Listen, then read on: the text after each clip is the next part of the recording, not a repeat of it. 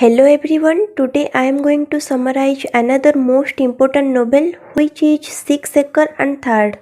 It was written by Fakir Mohan Senapati, who is known as father of modern Odia literature. This novel is his masterpiece. This novel is set in colonial Indian society during the early decades of 19th century, and it deals with the exploitation of landlord peasants by a feudal lord in British India. Especially it is set in Odisha.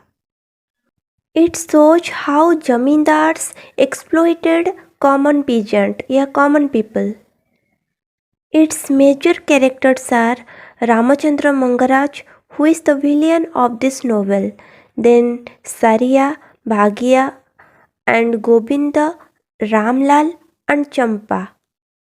These are the major characters of this novel. Novel की शुरुआत होती है भगिया और सरिया के साथ। ये दोनों पति पत्नी हैं। ये दोनों बहुत ही इनोसेंट है। ये दोनों छल कपट कुछ नहीं पता होता। ये दोनों अपने ही ज़िंदगी में मस्त रहते हैं। इनके पास प्रॉपर्टी के नाम से बस इनका 6 एकड़ का उपजाऊ ज़मीन होता है, पर इन दोनों का कोई बच्चा नहीं होता है। इसीलिए बच्चे की कमी दूर करने के लिए ये दोनों एक गाय पाल लेते हैं और जिसका नाम नेत रखते हैं। पर मन ही मन इनके मन में बच्चे के लिए तड़प दिखाई देता है। ये दोनों मन ही मन एक बच्चे के लिए बहुत तरस रहे होते हैं और जिसका फ़ायदा उठाते हैं रामचंद्र मंगराज, जो कि उस गांव का जमींदार होते हैं। बहुत ही लालची होते हैं और लोगों का उपजाऊ ज़मीन हड़प करने में उस्ताद होते हैं।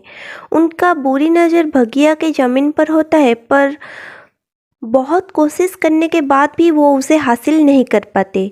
इसलिए वो अपनी घर मेड जो कि चंपा होता है उसके साथ मिलके प्लान बनाते हैं। चंपा जाकर भगिया और सरिया को बताता है कि उनका बच्चा तभी होगा अगर वो बूढ़ी मंगला के मंदिर बनाने के लिए राजी होंगे, पर उन दोनों के पास तो इतना पैसा होता नहीं। इसीलिए वो अपनी 6 एकड़ की ज़मीन को गिरवी रख देते हैं रामचंद्र मंगराज के पास, बस कुछ पैसों के लिए, जिससे वो दोनों मंदिर बनाएंगे। जब वो लोग ज़मीन को गिरवी रख देते हैं, उसके बाद शुरू होता है रामचंद्र मंगराज की असली क्रूएलिटी। वो क्या करते हैं ना, भगिया और सरिया के घर तोड़ देते हैं और उनके घर में जितना भी सामान होता है वो सब वो ले जाते हैं और उनकी जान से भी ज़्यादा प्यारा गाय उनसे छीन लेते हैं।